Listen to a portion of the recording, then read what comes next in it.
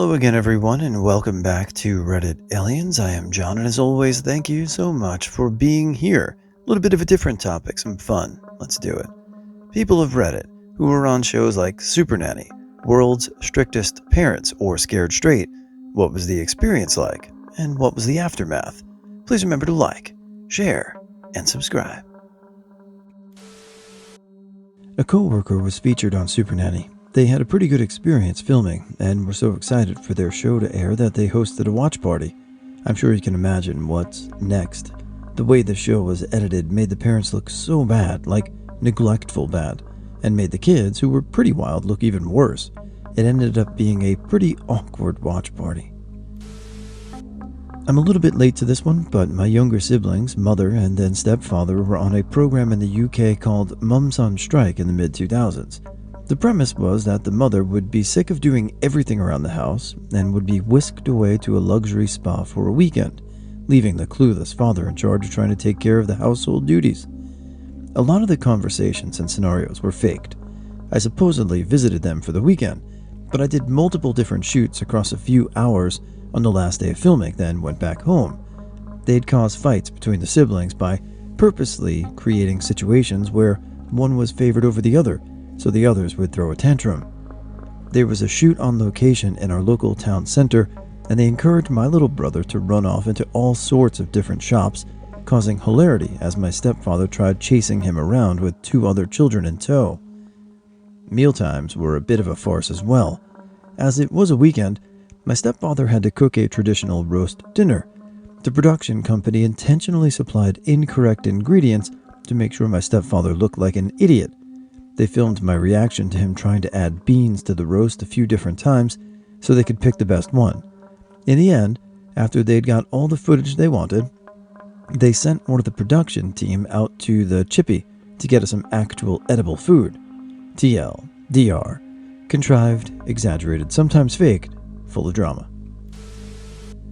There was a program here in Spain that was like Supernanny but for teenagers. One of them was a guy who lived with his grandma and had a very violent behavior.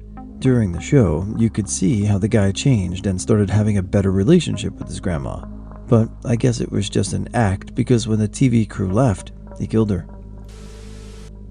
I don't know if this counts, but I was once on an episode of Made on MTV, if anyone remembers that show. It was my senior year of high school, so about 7 years ago. People gave me crap about it forever, and still do. I was made into a screamo singer. The experience is interesting to say the least. The money and flight and trip to New York City, though at 17 years old, made the whole embarrassment worth it. Plus, I work in the broadcast business now, so it really opened up a lot of doors and showed me a career I love.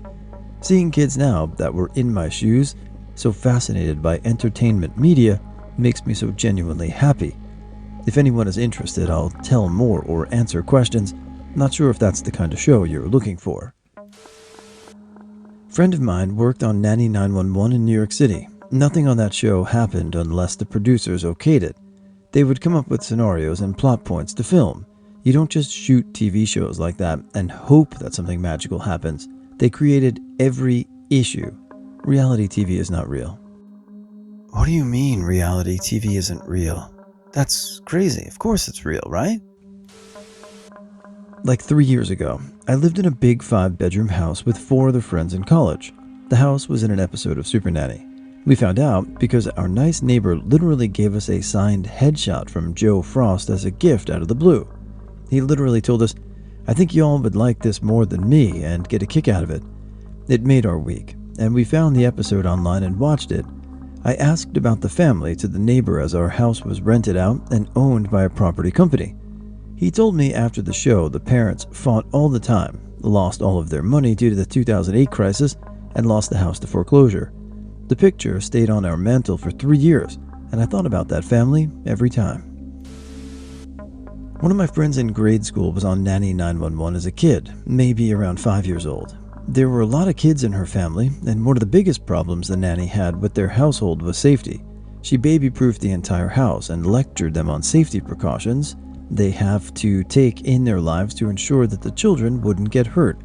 She even gave them all helmets to wear whenever they rode bikes or four-wheelers. After she left, A lot of the safety precautions went out the window, and later my friend told me that they still had the helmets, but they were all sitting in a dusty corner. I went to an all-boys correctional school 40 miles into the high desert in Washington state. A couple other guys there went on shows like this, and they never worked, hence being at the correctional school. The school did pretty good straightening most of us out. However, unfortunately, there's always a couple guys who just won't follow rules. If our school couldn't help you, you would be sent to the other place, which was basically a terrible juvenile prison in Mexico that was run by U.S. Marshals. One day, one of these marshals came to give a talk. He spoke about the other place and basically scared the shit out of us. At the end of his speech, he said, "And unfortunately, one of you is coming with us today." And we all simultaneously shit our pants. He says the name of the kid was talking to, we'll call him Colin. He then says Colin to empty his pockets, take off his shoes and belt, and places him in handcuffs. The director of the school said some encouraging words to him and asked if any of the students wanted to say goodbye or wish him well. Dead silence. Then his roommate stands up and says, "I packed your stuff. You had no bag, so I put all your shit in some trash bags. Oh, and I miss you, I guess."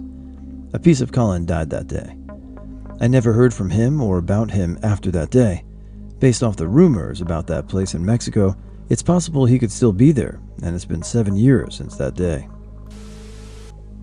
Didn't end up on it, but my family was approached to take part in a German version of the reality show The World's Strictest Parents, Die strengsten Eltern der Welt.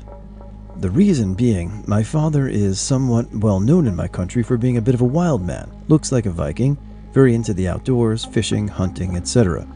They'd found a special on him on 60 Minutes and a few clips of him adventuring online and thought the Germans would enjoy watching bad kids being set straight by the bear man.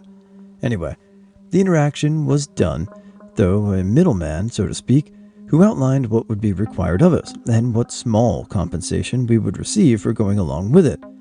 At the outset, it seemed fine, even a little exciting. We had close ties with lots of exchange students in the past. We lived in a very small community in the mountains, and we all loved traveling. And my father didn't seem to mind the sound of helping out some struggling kids and possibly showing them a different side of life. Not necessarily that hunting and the outdoors are the only way to go, but more open their minds a little and take them out of their comfort zone, etc. We watched a few clips of the show online and decided that we were laid back enough as a family that the drama wouldn't really wind us up or anything. Well, alarm bells started ringing after a bit more correspondence with the middleman. He started insinuating that there would be times where the kids would be told to play up situations, and that we would have to either roll along with the staged drama or actively join in and amp it up for the cameras. My dad laid it out pretty straight, saying he'd be happy to take these kids under his wing and show them some pretty cool adventures. He had glacier crossings, hiking through rainforests, caving, whitewater kayaking, hunting, or at least watching him hunt, and tons of other activities across our country all planned out. I'd just become a scuba instructor and even offered to take them out diving on geothermal vents.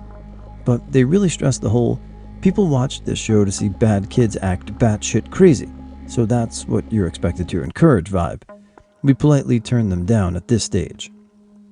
A few months later, the middleman actually emailed us and told us it was probably a good idea that we hadn't got along with it. Apparently they never paid him for any of his work organizing host families or setting up scenarios. Oh well, dodged a bullet there, I guess. All my friends in Germany seem to think so. TL, DR, German reality show, wanted us to encourage struggling teens to throw temper tantrums and make my dad look like an angry bear man. Turned them down. You know, good for you and your father and your family for not agreeing to be on that show, regardless of the compensation or lack thereof. It wasn't genuine, and it wouldn't have gone over well, so it's great to see people still holding their guns in this day and age where some of us become very celebrity obsessed. I didn't go on, but some classmates went on Super Nanny or Nanny 911, can't remember which. They lived rather close to my friend, so I went over to his place to watch the filming and such. The nanny stayed in their neighbor's house across the street, and the kids' behavior didn't improve for a very long time after the nanny left. From what I remember, they were trouble all through school. I lost contact with all of them during middle school.